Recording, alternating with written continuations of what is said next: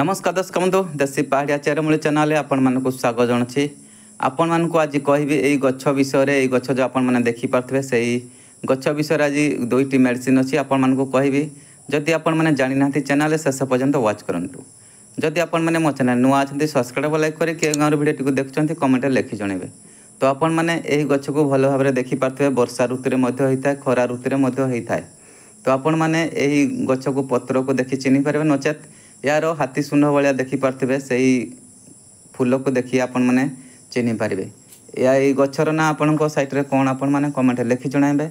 आम सैट्रे यही गचर ना हूँ हाथी सुंड गच। तो यही हाथी सुंड गच कौन काम दे थाए आपण मैंने जदि जानी थे तो ताकू कमेंट लिखि जणाइबे। मुझे दुईटी जिनस जानी आपण मानक ये वीडियो माध्यम कहबी।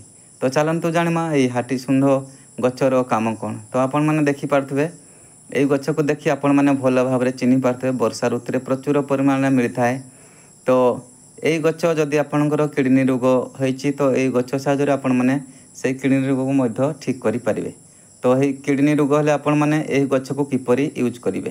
तो आपण मैंने यही सुंड को देखिपे हाथी सुंड भाया तार फल से फल को आपण मैंने दुई तीन टी आनी पकाइबे ताको गरम पानी रे काढ़ा करी आपण मैंने जदि पीबे आपणकर किडनी रोग धीरे धीरे भल भाग लगे। तो आपण मैंने यही भाया 15-20 दिन काढ़ा करी पी पारे यही हाथी सुंडर फल को। तो आपण मैंने आहरी गोटे मेडिसिन अच्छी कहीदे।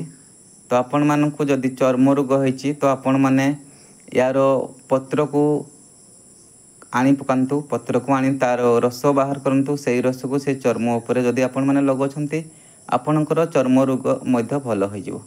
तो आपण मैंने यही हाथी सुंड गछ को चिन्ह भल भाव आपण मैंने आनी ताकू काढ़ा करी पी पारे।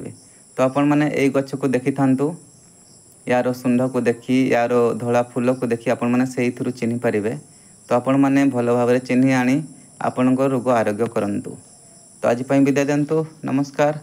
जय जगन्नाथ।